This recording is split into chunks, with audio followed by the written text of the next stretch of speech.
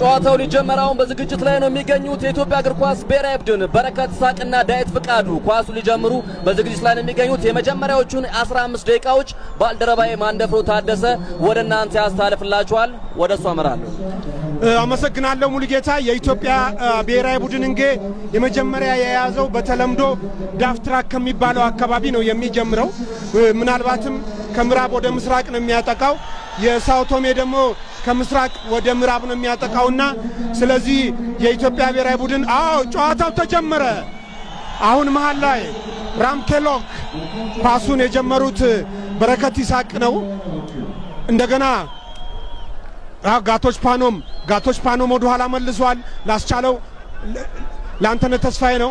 አንተነህ ተስፋዬ ስዩም ጥሩ ነው። ስዩም አስነክቶ ወደ ውጪ ያስወጥቷል።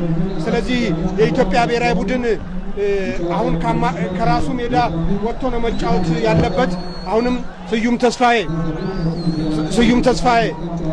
ተስፋዬ መልሶ እንደገና ላንተነህ። አሁን እነዚህ የምትመለከቷቸው የተጠባባቂ ተጫዋቾች ናቸው። ሽመልስ በቀለ በረጅሙ መጣ። ዳዊት ብቻውን ነው። ዳዊት ፍቃዱ የመጀመሪያውን ጎል ለኢትዮጵያ ብሔራዊ ቡድን አስቆጥሯል። ዳዊት ፍቃዱ ጨዋታው በተጀመረ ምናልባትም 1 ደቂቃ ሞልቶ 2 ደቂቃ ይሞላል ብቻ። በጣም የሚገርም ነው። በነገራችን ላይ ለጎሉ ክፍት መሆኑን የተመቻቸ ቦታ መሆኑን አመቻችቶ የሰጠው ሽመልስ በቀለ ነው። ሽመልስ በቀለ እንደዚሁም በተለይ ሲሸልፍ ላይ ስዩም ተስፋዬ ሲያገባ እንደዚሁ ገሎን የሰጠው የኢትዮጵያ ብሔራዊ ቡድን እንደተጀመረ 1-0 እየመራ ነው። በጣም ጥሩ ነው። አስቻለው ግርማ ተቀይሮ ገብቷል። አስቻለው ግርማ ከዚህ ቀደም በሱልታ ከነማ ሲጫወት ነበረ።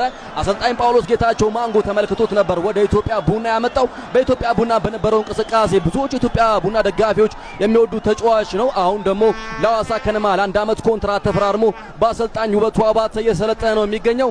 አሁን ተቀይሮ ገብቷል። ባለፈው በቻን ውድድር ኬንያ ላይ በባህር ዳር ግዙፍ ስቴዲየም ጎል ማስቆጠሩ አይዘነጋም። አስቻለው ግርማ ፍጹም ቅጣት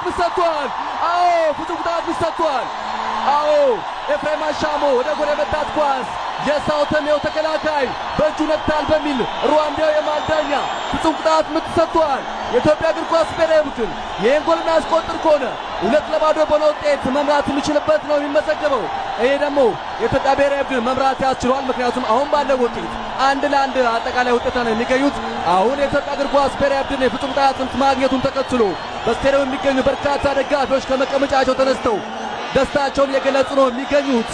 በውጉት ማን ነው ይህን ጨዋታ ፍጹም ቅጣት ምቱን የሚመታው? የኢትዮጵያ ቡና አማካይ ጋቶች ፓኖም ነው። ጋቶች ባለፈው አፍሪካ ዋንጫ ማጣሪያ የሌሴቶ ብሔራዊ ቡድን ላይ ከመሃል ሜዳ ያስቆጠራትን ጎል በርካቶቻችን እናስታውሰዋለን።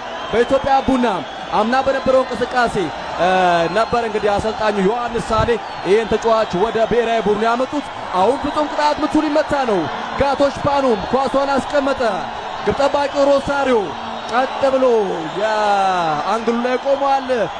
ጋቶች ፓኖም ሊመታ ነው።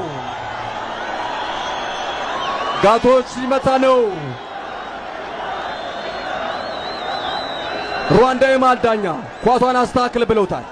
ኳሱን እንደገና አስተካከለ። ግብ ጠባቂ ሮሳሪዮ መጥቶ እንግዲህ ጋቶች ፓኖም ፍጹም ቅጣት ምቱ ሊመታ የተዘጋጀ ነው። የኢትዮጵያ እግር ኳስ ብሔራዊ ቡድን ደጋፊዎች በስቴዲየሙ ቆመው ነው የሚገኙት። ጋቶች ፓኖም ሊመታ ነው። ጋቶች ፓኖም መታ።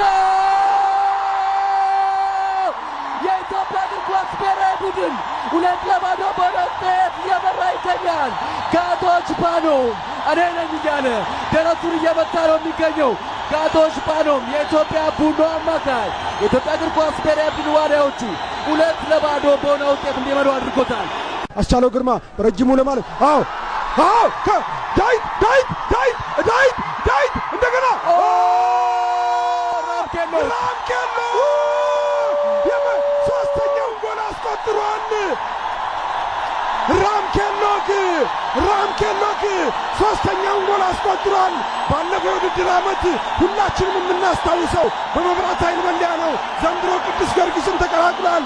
ራምኬሎክ ሶስተኛውን ጎል ኦፍሳይዱን በጣም ሲጠቀሙበት ሲከላከሉበት የነበረውን ኦፍሳይድ ነው ያመለጧቸው።